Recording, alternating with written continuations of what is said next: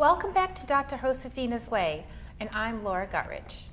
Today we are talking about, it was funny when I got your email for the lesson, It said ready, action. I think it was ready, set, action. And I thought it was just a funny thing you were saying because, it's time to tape, ready, set, action. And then as I started reading the lesson, I realized that was the lesson. Yes. Yes. Weird title, isn't it? It's a weird heading. Yes. Yes. Like, what's he talking about? Right. I thought that it was just, you were like ready to tape, ready, set, action. So, and then as I was reading, I realized that the lesson was about preparing yourself, to take action in life. Exactly. And you say that, to be successful, you must be prepared mentally, physically, and spiritually. Yes. Because it is a big undertaking, to achieve, certain things in life, and anything worth achieving is a big undertaking. Yes. And you talk about, you came from Venezuela, right? Yes. Yeah. And this is, I wanted to ask you, when you came from Venezuela, did you already have your undergrad? Yes. Okay, so you came to the United States, you had that. And then you decided that you wanted to further your education. Exactly. I came here with the purpose. The reason I came was to get my master's. Okay. So I was pursuing higher education. Okay. Yeah. See, I didn't know that about you. I thought you came here and went to college here. I didn't realize you had your education there, and then you got your master's here. So, but just coming from another country is a huge challenge. Absolutely. And then you're placing another big challenge, on you getting your graduate degree. Exactly. Master's.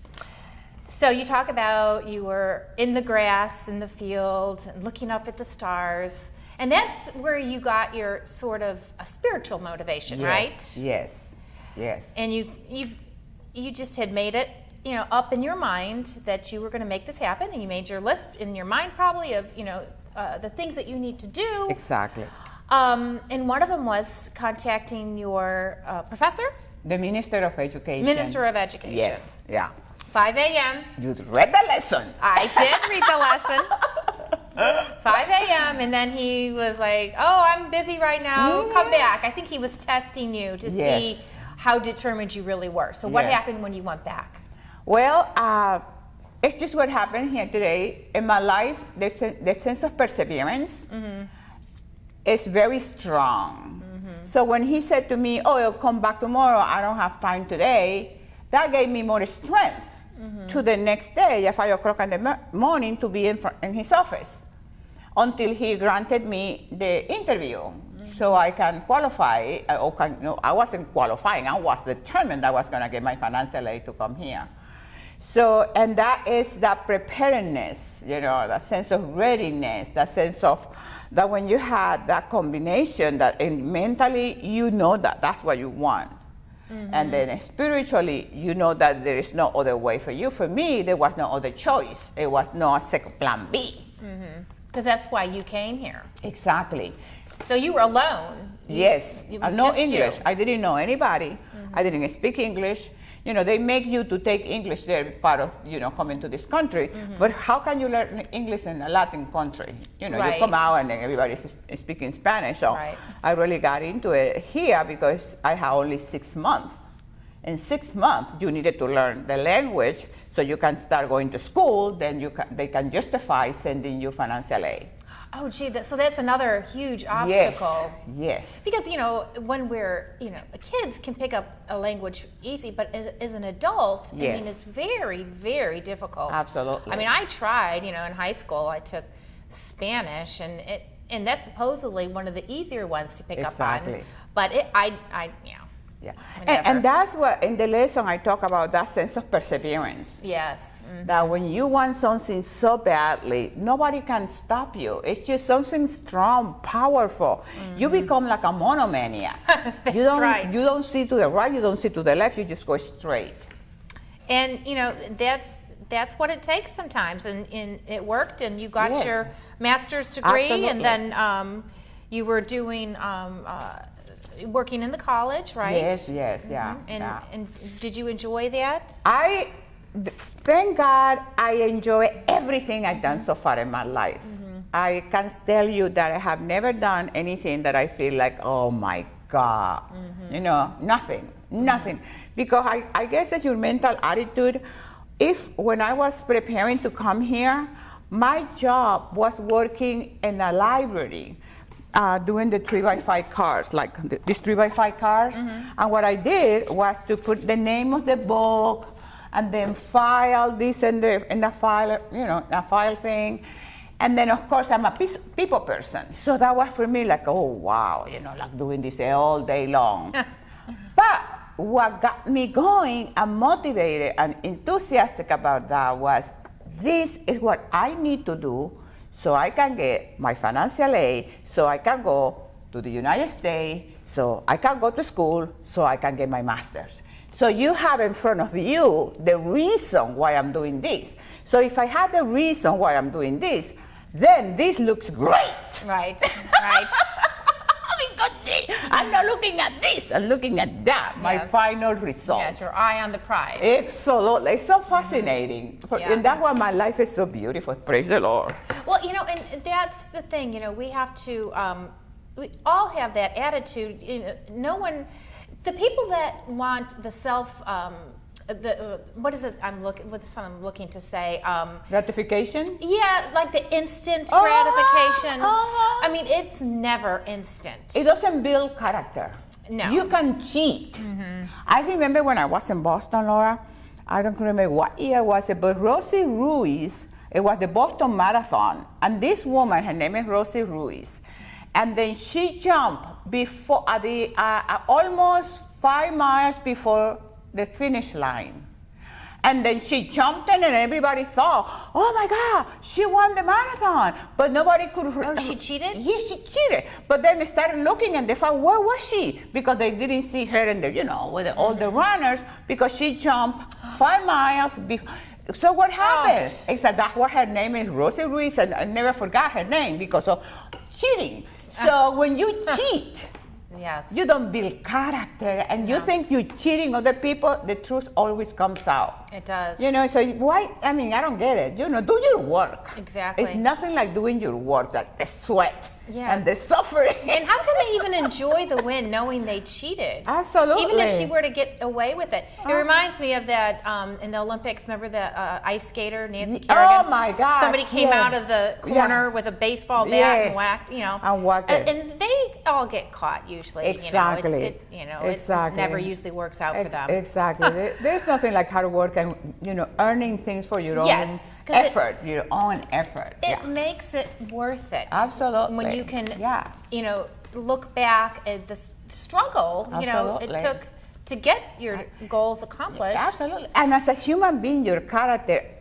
and your integrity as a human being. You know what I mean? Like, you got to live with yourself. You got to like yourself. But anyway, so anything else you have there? Yes, I do have something else. Oh, wait. We were